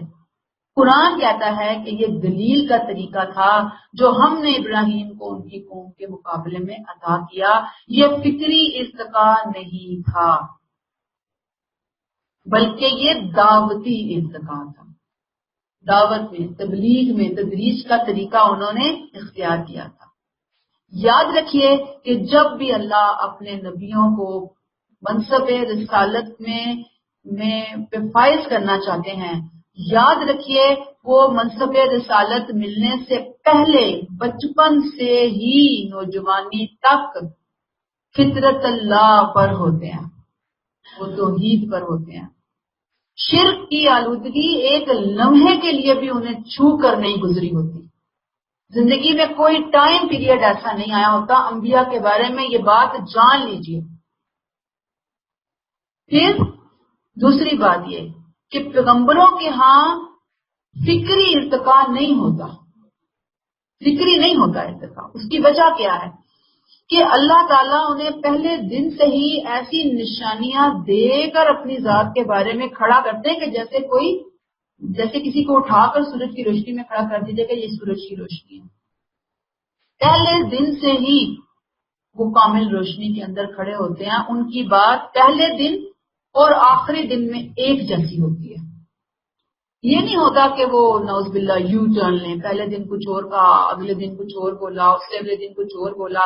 استغفر اللہ، یہ عام انسان تو کر سکتے ہیں، انبیاء کرام کو تو وحی کی پروٹیکشن حاصل ہوتی ہے، اللہ کے چنے ہوئے لوگ ہوتے ہیں، منتخب بندے ہوتے ہیں۔ لوگ آج دیکھیں نا کہ کوئی مختلف لوگ ہوتے ہیں، دنیا کے بڑے فلسفی ہوتے ہیں، اسکالر ہوتے ہیں، آج کوئی بات کہی، کل کو اگلی بات کہی، پرسوں کو اس سے رجوع کیا، ترسوں کوئی اور بات کی، نفی نہیں کرتے، ڈے ون سے ایک ہی جگہ پہ کھڑے ہوتے ہیں۔ یہاں یہ بات ذہن میں رکھیں کہ قرآن نے جب واقعہ شروع کیا ہے نا، تو واقعہ کہاں سے شروع کیا ہے کہ ابراہیم علیہ السلام نے اپنے والد آزر کے سامنے توحید کی دعوت پیش کی، یہاں سے ان کی دعوت کا آغاز ہوا۔ آگے چل کر انشاءاللہ ہم اس کو مزید انشاءاللہ ڈیٹیل کے ساتھ لیں گے، ہمیں پتہ چلے گا کہ کیا توحید کا معاملہ ہے۔ اللہ تعالیٰ یہاں پہ کیا کہتے ہیں کہ یہ ہماری حجت تھی جو ہم نے انہیں قوم کے مقابلے میں عطا فرمائی تھی، اور ہم جس کو چاہتے ہیں اس کے درجے بلند کر دیتے ہیں۔ حقیقت یہ ہے کہ تمہارا پروردگار حکیم اور علیم ہے۔ یہ جو لفظ ہے نا یہاں پہ نرفع درجات، جس کے چاہتے ہیں درجے بلند کر دیتے ہیں. کن کے درجے بلند کر دیتے ہیں؟ کوئی رول ہوگا نا اللہ کے ہاں درجے بلند ہونے کا. پچھلی آیات میں ہم نے پڑھا وَلْيَكُونَ مِنَ الْمُوقِنِينَ، جو یقین چاہتے ہیں کائنات پہ غور و فکر کرتے ہیں تو اللہ تعالیٰ ان کو یقین کی معرفت عطا کر دیتے ہیں. اور جب معرفت عطا ہوتی ہے نَرْفَعُ دَرَجَاتٍ مَن نَشَاء، درجوں پر درجے بلند کرتے. میں نے ابھی آپ کو ذکر کیا تھا نا کہ سیڑھی چڑھتا چلا جاتا ہے انسان اپنے یقین کی بدولت. کون سی سیڑھی؟ اللہ کے قرب کی سیڑھیاں. تو اللہ تعالیٰ کہتے ہیں یہ ہم ہیں، ہم عطا کرتے ہیں، ہم نے عطا کی ان کو. اور ان ربک کا حکیم علیم، کہ تیرا رب کیا ہے؟ حکیم اور علیم ہے. اللہ کی یہ سنت ہے کہ وہ یہ درجے آنکھیں بند کر کے نہیں دیتا کہ تم بھی لے لو، تم بھی لے لو، تم تھوڑا لے لو، تم زیادہ لے لو. نہیں، اس کے ہاں ایک تدریج ہے، اس کے ہاں ایک سسٹم ہے کہ انسان اپنی عقل اور فکر سے کام لے. اللہ کا چاہنا الگ تب نہیں ہوتا، علم اور حکمت پر مبنی ہوتا ہے. اور علم اور حکمت کی بنیاد پر ہی وہ دیتا ہے کہ اگر انسان اپنی عقل سے کام نہ لے اور اپنے ہاتھوں سے تراشے ہوئے بتوں کو ہی پوجنا شروع کر دے، ان سے ہی حاجت روائی کرنا شروع کر دے، پھر اس سے بڑا بے عقل کون ہوگا؟ تو جب وہ بے عقلی کا رہا ہے ظاہری بات ہے اس کے درجات ختم ہوتے چلے جا رہے ہیں. اور جو عقل سے کام لے رہا ہے اس وحی کی روشنی کے اندر ظاہری بات ہے اس کے درجات بڑھ رہے ہیں. اللہ دیتے ہیں، اپنی حکمت سے دیتے ہیں، اپنے علم سے دیتے ہیں. وہ حکمت والا بھی ہے اور وہ علم والا بھی، اس کے نالج میں ہے یہ ساری چیزیں. آیت نمبر 84، 85، 86 تینوں پڑھیں گے. وَوَهَبْنَا لَهُ إِسْحَاقَ وَيَعْقُوبَ، پھر یہی نہیں ہم نے اس کو ابراہیم کو اسحاق اور یعقوب جیسی اولاد دی، ان میں سے ہر ایک کو ہدایت بخشی.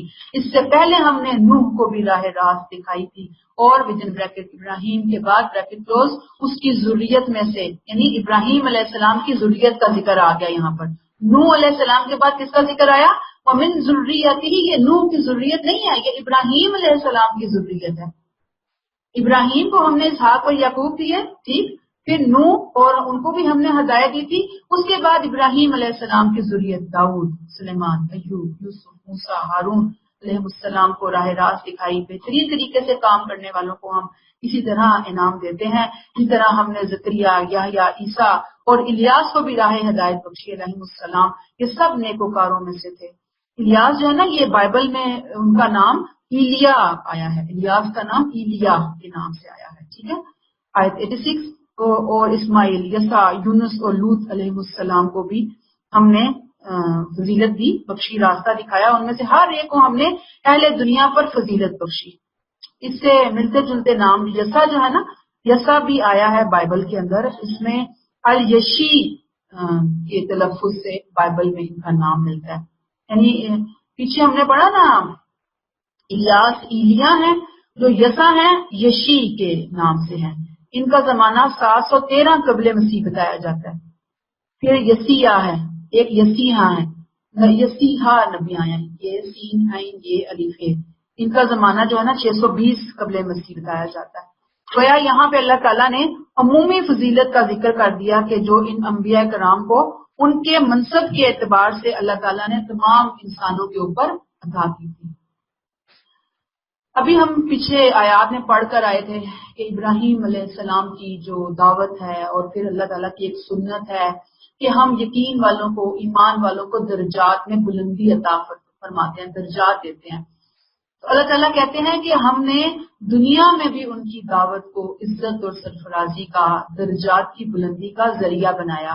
ان کی ذریت میں بڑے بڑے نیک صالح بندے پیدا ہوئے. وہی دعوت دی ابراہیم علیہ السلام نے توحید کی، جو دعوت ان سے پہلے ان کے جد نوح علیہ السلام دے چکے تھے. اور پتہ نوح علیہ السلام کو آدم ثانی کہا جاتا ہے نا، تو نوح علیہ السلام سے ہی پھر ایک توحید کا غلغلہ جو ہے وہ بلند ہوا. اللہ نے مشرکوں کو تباہ و برباد کیا، وہاں سے سسٹم چلا. تو کہتے ہیں ابراہیم علیہ السلام سے پہلے نوح علیہ السلام بھی یہی دعوت دیتے رہے. گویا تمام انبیاء کرام کا مشترکہ ورثہ، مشترکہ تعلیم، سینٹرل پوائنٹ وہ کیا ہے؟ توحید ہے. توحید کی دعوت دی ہے. اس سے پہلے بھی توحید کی دعوت، بعد والوں کی بھی توحید کی دعوت. اور پھر آپ دیکھیں یہاں پہ اللہ تعالیٰ نے مختلف انبیاء کرام کا ذکر کیا. آیت 84، 85، 86 سب کے اینڈ میں اللہ فرماتے ہیں کذالک نجزی المحسنین، پھر کہتے ہیں کلٌ من الصالحین، پھر فرمایا وکلًا فضلنا علی العالمین، یعنی یہ جو انبیاء کرام آئے، کوئی محسن تھا، کوئی صالح، پھر فضیلت دی گئی ان کو. خاص طور پر یہاں پہ آپ دیکھ لیجیے نا کہ حضرت داؤد علیہ السلام، حضرت سلیمان علیہ السلام کو دنیاوی اقتدار بھی اللہ تعالیٰ نے عطا فرمایا تھا. گویا یہ جو کچھ انہیں ملا یہ ان کے تقوی، ان کے محسن ہونے کی وجہ سے، ان کے صالحین ہونے کی وجہ سے اللہ تعالیٰ نے ان کو عطا فرمایا تھا. اور یہ جو سب کچھ ملا، تو یہ سب کچھ ملنے کے بعد یہ نہیں ہو گیا خدا نخواستہ کہ یہ لوگ خدا نخواستہ خدائی میں شریک ہو گئے. یہ سب کون رہے؟ اللہ کے بندے ہی رہے. کلیئر ہوگی بات آپ کو؟ آیت نمبر 87. ومن آبائہم وذریاتہم واخوانہم، نیز ان کے آبا و اجداد، ان کی اولاد اور ان کے بھائی بندوں کو بھی بہت سو کو ہم نے نبوت سے نوازا، انہیں برگزیدہ کیا اور ان کو صراط مستقیم کی ہدایت بخشی. گویا یہ ہدایت صرف ان نبیوں تک محدود نہیں ہے جو بھی ہم نے آیت پچھلی 3 آیتوں میں جن کا ذکر پڑا ہے. آپ کو پتہ ہے نا 1,24,000 انبیاء کرام اور رسول تشریف لایا نا، تو بہت سے ہیں، یہ نام تو چند ایک ہیں قرآن کے اندر. اللہ تعالیٰ کہتے ہیں ہم نے ان کے باپ داداؤں، ان کی آل اولاد، ان کے بھائی بندوں میں سے بہت سو کو اپنی راہ دکھائی، بہت سو کو فضیلت عطا کی، بہت سو کو صراط مستقیم کی طرف لایا. اجتبیناہم وہدیناہم، ہم نے چنا، ہم نے ہدایت دی. گویا اللہ ہی دیتے ہیں ہدایت، اللہ ہی چنتے ہیں اپنے بندوں کو. گویا نبوت گاڈ گفٹڈ چیز ہے، واہبی جسے کہتے ہیں ہبا کیا جانا، تسبیح نہیں ہے، کما نہیں سکتا کوئی، خود سے کوشش کر کے حاصل نہیں کر سکتا، خرید نہیں سکتا. رب دیتے، رب نے یہاں بتا دیا ہم نے چنا تھا، ان بندوں کو ہم نے برگزیدہ کیا تھا. آیت 88 ذالک ھدی اللہ یہدی، یہ اللہ کی ہدایت ہے اپنے بندوں میں سے جس کو چاہتا ہے، ودن بریکٹ اپنے قانون کے مطابق سرفراز کرتا ہے. لیکن اگر کہیں یہ لوگ بھی شرک میں مبتلا ہو گئے ہوتے تو ان کا سب کیا دھرا غارت ہو جاتا. استغفر اللہ. اتنے مرتبے کے لوگوں کا اللہ نے بتا دیا کہ اللہ کو شرک کتنا سخت ناپسند ہے، کتنا غصہ ہوتے ہیں اللہ تعالیٰ کہ اتنے بڑے بڑے انبیاء کرام، نوح، ابراہیم، آگے ان کی آل اولاد میں سے کوئی بھی اگر توحید سے منحرف ہوتا اور شرک کی طرف جاتا تو اللہ تعالیٰ کہتے ہیں کہ پھر ان کا بھی کوئی وزن ہمارے ہاں باقی نہ رہتا. اللہ تعالیٰ ہدایت عطا فرمائے. اللہ نے اصل میں نے آپ کو جیسے ابھی شروع میں بتایا کہ یہ انبیاء کرام تو ڈے 1 سے توحید کی لائٹ میں ہوتے ہیں، آنکھ کھولنے کے بعد ہی دین فطرت پہ ان کا سفر شروع ہو جاتا ہے. ان سے تو توقع ہی نہیں کی جا سکتی. اصل میں اللہ تعالیٰ یہاں پر انبیاء کرام کی مثال پیش کر کے شرک کی برائی کو لوگوں کے سامنے واضح کر رہے ہیں کہ یہ اتنی بری چیز ہے کہ اگر میرے نبی میں سے بھی کوئی کرتا تو میں اس کو بھی اپنے مقام سے، اس کے مقام سے ہٹا دیتا. لہٰذا تم لوگ توحید کے راستے کے اوپر گامزن رہو. پھر ہوئی ہے بات. آیت 89 اولئک الذین، یہی لوگ تھے جنہیں ہم نے کتاب، حکم اور نبوت عطا کی تھی. سو ودن بریکٹ تمہارے یہ مخاطبین بریکٹ کلوز، اب اگر اس قرآن کا انکار کریں گے تو ہم نے یہ نعمت کچھ اور لوگوں کے سپرد کر دی ہے جو اس کے منکر نہیں ہے. کتاب سے مراد تو سمجھ آ گئی. حکم صحیح فہم کی روشنی میں معاملات کا فیصلہ کرنا. اور ظاہری بات ہے کہ اسی کو جب ہم مزید پالش کرتے ہیں، نکھارتے ہیں تو وہ حکمت بن جاتی ہے. تو گویا یہاں حکم سے مراد اختیار اور اقتدار ہے جو ان بزرگوں کو جب یہ بندے اس فہم کی روشنی میں معاملات کا فیصلہ کرتے ہوئے خود کو جب پالش کر رہے ہوتے ہیں تو اللہ تعالیٰ ان کو حکمت عطا فرما رہے ہیں. جیسے دنیا میں لفظ ہوتے ہیں حکمت ہے، فلاں کے پاس بڑی حکمت ہے، فلاں بڑا حکیم ہے، اللہ عطا فرماتے ہیں کہ جب انسان غور و فکر کرتا ہے، صحیح نتیجے تک چلتا ہے، صحیح عمل کرتا ہے تو اللہ تعالیٰ اس سے حکمت عطا فرما دیتے ہیں. پہلے درجے پہ آتا حکم صحیح فہم کی روشنی میں معاملات کا فیصلہ کرنا. اختیار اور اقتدار ہے جو ان بزرگوں کو کسی نہ کسی مقام پر حیثیت پہ حاصل رہا ہے، انفرادی زندگی میں بھی اور اجتماعی زندگی میں بھی. اور یہ کیا کرتے رہے ہیں؟ کتاب کی روشنی میں اپنی زندگی کے فیصلے کرتے رہے ہیں. آتیناہم الکتاب والحکم والنبوہ، یہ چیزیں ہم نے ان کو عطا کی. پھر اس میں ایک لفظ آیا ہے اگلی فَإِنْ يَكْفُرْ بِهَا هَؤُلَاءِ فَقَدْ وَكَّلْنَا بِهَا. یہ جو وکلنا ہے، وکلنا امین بنایا گیا، ذمہ دار بنایا گیا، ضامن بنایا گیا. قومن، اب یہاں قومن سے مراد صحابہ کی وہ جماعت ہے جو مدینہ آ کر اس ہدایت سے بہریاب ہوئی، اور پھر جن کی تعلیم سے نصرت سے ایک ایسی قوم پیدا ہوئی جو پوری دنیا کے لیے دعوت توحید کی علم بردار بن کر اٹھی. اس آیت کے ٹکڑے کو دیکھیے، فَإِنْ يَكْفُرْ بِهَا هَؤُلَاءِ، چنانچہ اے مخاطبین، اے نبی صلی اللہ علیہ وسلم، آپ کے مخاطبین اگر اس قرآن کا انکار کریں گے، يَكْفُرْ بِهَا هَؤُلَاءِ، یہ لوگ انکار کریں گے، فَقَدْ وَكَّلْنَا بِهَا قَوْمًا لَيْسُوا بِهَا بِكَافِرِينَ، تو یہ نعمت ہم ان لوگوں کے سپرد کر دیں گے جو اس کے منکر نہیں ہوں گے. اصل میں یہاں پر صحابہ کی تعریف بیان ہوئی ہے، صحابہ کی استقامت اور مستقبل کی امت مسلمہ کی کثرت کی پیشن گوئی ہے. آپ صلی اللہ علیہ وسلم کو ایک عظیم بشارت جو آپ کی زندگی میں ہی آپ کو دے دی گئی کہ یہ لوگ نہیں مان رہے، پچھلے انبیاء کرام کی پیروی نہیں کر رہے کہ جن کو ہم نے کتاب، حکم، نبوت عطا کی، توحید کی پگڈنڈی کے اوپر وہ چلنے والے مسافر بنے. اگر آپ کی قوم یہ بات نہیں مانے گی تو ہم یہ توحید کی نعمت، یہ توحید کا جھنڈا ان لوگوں کو دے دیں گے کہ جو ان کفار کی طرح نہیں ہوں گے. ظاہری بات ہے کہ جس مخالفت کے طوفان سے آپ صلی اللہ علیہ وسلم گزر رہے تھے، اس وقت یہ الفاظ دل پہ بہت مرہم رکھنے والے الفاظ، تسلی والے الفاظ تھے. اور یہ بھی تھے کہ آپ کی ٹیم فتح مند ہوگی، آپ کی ٹیم کو کامیابیاں نصیب ہوں گی.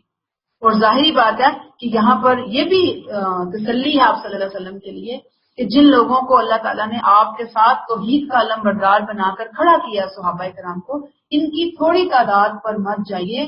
اس دعوت کے علم بردار ایسے ہیں کہ ان کی دعوت کے نتیجے میں ہی یہ قطرہ جو ہے یہ سمندر کے اندر بدل جائے گا. اور انہوں نے بدل کے دکھا دیا اللہ کی توفیق سے، اللہ کے حکم سے. صحابہ کرام کی بات ہو رہی ہے. آیت نمبر 90، اولئک الذین ھدی اللہ فبہداہ مقتدی، ودن بریکٹ علم نبوت کے جن حاملین کا ہم نے ذکر پہلے کیا نا، بریکٹ کلوز، اے نبی وہی پیغمبر اللہ کی طرف سے ہدایت یافتہ تھے، اس لیے تم بھی انہی کے طریقے کی پیروی کرو. ان لوگوں سے البتہ کہہ دو کہ میں اس دعوت پر تم سے کسی صلے کا طالب نہیں ہوں، کہ نہیں مانو گے تو میرا کوئی نقصان ہو جائے گا. ودن بریکٹ کلوز، یہ تو محض ایک یاد دہانی ہے تمام دنیا والوں کے لیے. گویا پیچھے سے انبیاء کرام کے سلسلے میں جو اللہ تعالیٰ نے ناموں کو ہائی لائٹ کیا، بتا دیا کہ یہ ہیں جن کو اللہ نے ہدایت سے سرفراز کیا. اب اگر کوئی کامیاب ہونا چاہتا ہے تو اس کو کیا کرنا ہے؟ ان کے نقش قدم کے اوپر چلنا ہوگا، ان کی پیروی کرنی ہوگی. ان لوگوں کی پیروی نہیں کرنی کہ جو ویسے تو ہدایت کے علمبردار بنے ہوئے ہیں، ابراہیم علیہ السلام کے پیروکار ہونے کا دعویٰ کر رہے ہیں. کن کی بات ہو رہی ہے؟ بنی اسماعیل اور بنی اسرائیل کی.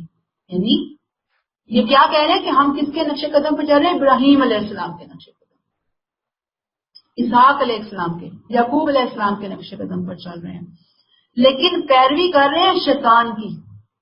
اللہ کہتے ہیں یہ نہیں ہے راہ راست کے اوپر.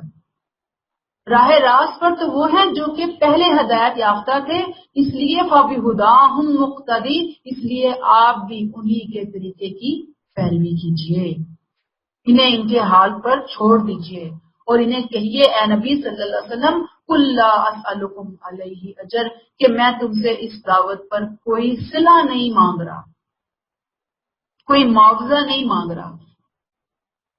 میں تو مفت لے رہا ہوں، مفت بانٹ رہا ہوں ہدایت کو، توحید کو۔ ظاہری بات ہے بوجھ تو تم کب محسوس کرو کہ تم کو جی ہم پہ تو بہت برڈنائز ہو گئے ہیں، اتنا دینا پڑتا ہے، اتنا خرچ کرنا پڑتا ہے، نعوذ باللہ اس ہدایت کی۔ لیکن خرچ کرنا زکات صدقات کی مد میں وہ ایک اور سسٹم ہے۔ یہاں پر صرف ہدایت مل رہی ہے، اس کے لیے بھی لینا پڑ رہا ہے، پیسے دے کر خریدنی پڑ رہی ہے، ایسی بات نہیں ہے۔ لہٰذا یہاں پر اصل میں جو میسج دیا گیا قل لا اسألکم علیہ اجر کے ذریعے وہ یہ ہے کہ اگر تم قبول کرو گے تمہارا فائدہ ہے، اگر تم نہیں مانو گے تمہارا اپنا نقصان ہے۔ یہ قرآن کیا ہے؟ ان ہوا الا ذکر للعالمین، یہ تو محض ایک یاد دہانی ہے، کس کے لیے؟ تمام جہان والوں کے لیے۔ ذکر کا لفظ آیا ہے للعالمین، ذکر ہے للعالمین، ذکر قرآن ہے۔ یاد رکھیے کہ قرآن جو کچھ پیش کر رہا ہے وہ کوئی انوکھی بات نہیں ہے، انوکھی تعلیم نہیں ہے، اوپری بات نہیں ہے، بلکہ وہ ان حقائق کو پیش کر رہا ہے جو اللہ نے انسان کی فطرت کے اندر پیدا کر کے اس کو دنیا میں بھیجا۔ لیکن انسان نے کیا کیا؟ اپنی خواہشات اور بدعات کے ملبے تلے ان حقائق کو دبا دیا، دفن کر دیا۔ قرآن آیا ہے اس ملبے کو ہٹانے کے لیے، اس مٹی کو جھاڑنے کے لیے کہ جو انسانوں کی فطرت کے اندر موجود ہے۔ اور دوسری چیز کہ یہ جو ذکر ہے، یاد دہانی کی بات ہو رہی ہے نا، ہم نے بات کی نا کہ قرآن ذکر ہے، تو ذکر کیسے ہے؟ نمبر ایک کہ جو یہ پیش کر رہا ہے یہ یاد دہانی، یہ ریمائنڈر دے کر اس مٹی کو جھاڑ رہا ہے جو اللہ نے توحید کی دعوت تمہاری فطرتوں کے اندر رکھ کر بھیجی ہے۔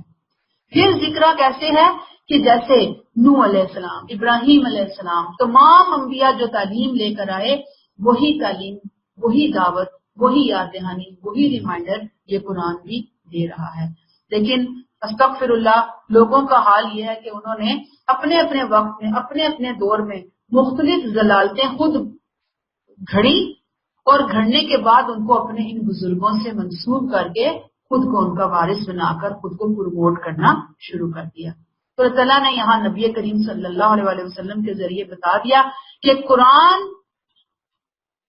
اس ذکرہ کو تمہارے سامنے، قرآن ذکرہ کی شکل میں تمہارے سامنے آ گیا ہے، ساری انسانیت کے لیے آ گیا ہے۔ اب جو تاریخ سے صفحے تم نے پھاڑ دیے، جو تم نے تاریخ سے حقائق گم کر دیے، تعلیمات تم فراموش کر بیٹھے، قرآن تمہیں ان حقائق کو تمہارے سامنے لے کر آ رہا ہے کہ یاد دہانی حاصل کر لو، اس سے فائدہ اٹھا لو۔ اب جو فائدہ اٹھائے گا اس کا اپنا فائدہ ہے، اور جو نہیں اٹھائے گا اس کا اپنا نقصان ہے۔ تو یہاں پہ روک لیتے ہیں۔ یہ جو آیات کا میں نے آج آپ کے سامنے تفسیر بیان کی، خاص طور پہ ستارے اور چاند اور سورج کے حوالے سے مختلف تفاسیر ضرور دیکھیے گا، ایک بہت ڈفرینٹ اینگل آپ کو وہاں پہ ملے گا کہ وہ شاید بہت سی کہانیاں بلکہ آپ کو ملیں گی کہ شاید نعوذ باللہ، جیسے میں نے آپ کو کہا نا کہ لوگوں کا خیال ہے کہ وہ خود بھی تھوڑی دیر کے لیے اس چیز میں انوالو ہو گئے تھے، اس شرک میں انوالو ہو گئے تھے، اور پھر انہوں نے کہا اچھا یہ میرا رب ہے، یہ میرا رب ہے، پھر انہوں نے انکار کیا نعوذ باللہ۔ پھر لوگ کہتے ہیں بعض دفعہ کہ نعوذ باللہ انہوں نے جھوٹ بولا کہ یہ میرا رب ہے، پھر انہوں نے انکار کیا نہیں یہ میرا رب نہیں ہے، پھر انہوں نے جھوٹ بولا۔ یعنی اس طرح کی بے شمار تفسیروں کے اندر آپ کو کہانیاں قصے سے ملیں گے۔ میں نے ان کو نہیں ٹچ کیا کیونکہ مجھے یہ یقین ہے الحمدللہ، جو تعلیمات ہم نے اپنے استادوں سے حاصل کی اور قرآن کے اوپر جو ہمارا دل، ہماری عقل بھی گواہی دیتی ہے، وہ یہی کہ انبیاء کرام ڈے ون سے توحید کے اوپر ہی ہوتے ہیں۔ ایک بات، دوسری بات یہ کہ جھوٹ نہیں بولتے انبیاء کرام، سوال ہی نہیں پیدا ہوتا کہ انبیاء کرام کی ذات کی، دیکھیں جو لوگوں کو بتانے والا ہے اگر ایک جھوٹ بھی اس کے ساتھ منسوب ہو جائے تو اس کا جو اخلاق ہے جی بالکل وہ بالکل ختم ہو جاتی ہے۔ لوگوں کو پھر لوگ کہتے ہیں کہ جو ایک بول سکتا وہ آگے دو نہیں بول سکتا، وہ تین نہیں بول سکتا۔ تو عصمت انبیاء بڑی ہی امپورٹنٹ چیز ہے، اس کے اوپر کوئی کمپرومائز نام کی چیز نہیں ہے ہمارے پاس۔ ہم کہیں گے کہ نہیں، توحید پرست تھے، توحید کی دعوت دی، توحید کا اعلان کیا، توحید کی طرف لوگوں کو لے کر آئے ہیں۔ پھر ہوگی بات، اب آپ کے ذہنوں میں کوئی سوال ہو آج کی آیات کے حوالے سے، کیونکہ میں نے تو ان تفسیروں کو نہیں ٹچ کیا نا، میں نے آپ کو بتا دیا کہ میں نے نہیں لی وہ چیزیں، میں نے وہ لیا ہے جو مان رہی تھی، عقل مان رہی تھی، دل مان رہا تھا. باقی اہدنا الصراط المستقیم، اللہ تعالیٰ ہمیں صراط مستقیم پر چلائیں، آسانیاں فرمائیں. جی کوئی کوشچن ہو آج کے حوالے سے، کوئی کنسپٹ ہو جو پہلے سے آپ کے ذہن میں موجود ہو ان آیات کے حوالے سے اور وہ کلیئر ہوا.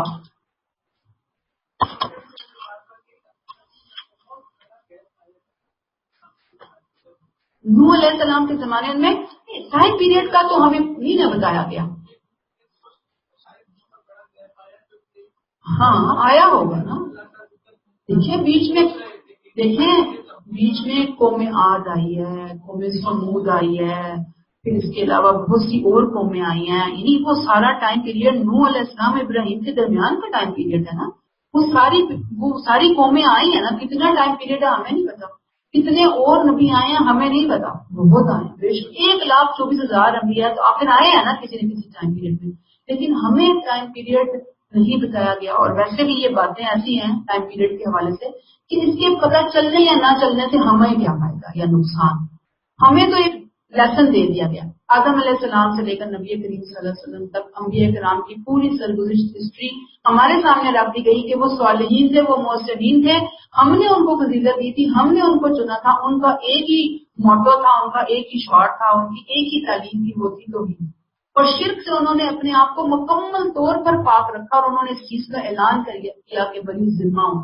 ہم ہر طرح کے شرک سے بری ذمہ ہیں. یہ تھیم ہے، یہ انبیاء کرام کی دعوت کا، ان کی زندگیوں کا تھیم ہے کہ وہ کس اخلاق عقیدے کردار کے لوگ تھے. تو بعد والوں نے بھی انہی کو ہی فالو کرنا ہے قیامت تک آنے والے لوگوں نے. اور ملت ابراہیمی کا تو شعار ہی توحید ہے، شرک کا تو شعبہ تک نہیں ہے. اسی کو تو لے کر وہ اٹھے ہیں، اسی کو تو انہوں نے کنڈیم کیا اپنی قوم سے. تو یہاں پر خاص طور پر نبی کریم صلی اللہ علیہ وسلم کے مخاطبین کو جو بات بتائی جا رہی ہے تو وہ تو خود شرک کے اندر کہتے ہیں نا کہ سر سے لے کر پاؤں تک دھنس چکے تھے. کیا بنی اسرائیل، کیا بنی اسماعیل. تو ان کو انہی کے ہی یعنی کسی سمجھے کہ باپ دادا کے قصے سنا کر ان کو کہا جا رہا ہے کہ دیکھو وہ تو ایسے بری ذمہ تھے اور تم کتنے چل پڑے ہو، تم راہ راست پہ آ جاؤ، تم سبق لے لو. یعنی ایک قرآن کا جب آپ آپس میں جوڑیں گے نا، اس کے نظم کو جوڑیں گے، اس کے موتیوں کو جوڑیں گے تو بہت قرآن کی آیات کے اندر آپ کو نا ووٹنگ ملے گی، بہت جڑی ہوئی ملے گی. ہر آیت دوسری آیت سے، ہر آیت کا لیسن دوسری آیت کے اندر سے آ رہا ہوگا. جی بالکل کنیکشن، بہت زیادہ کنیکشن ہے قرآن کی آیات کے اندر. یہ لیسن ہے ہمارے لیے.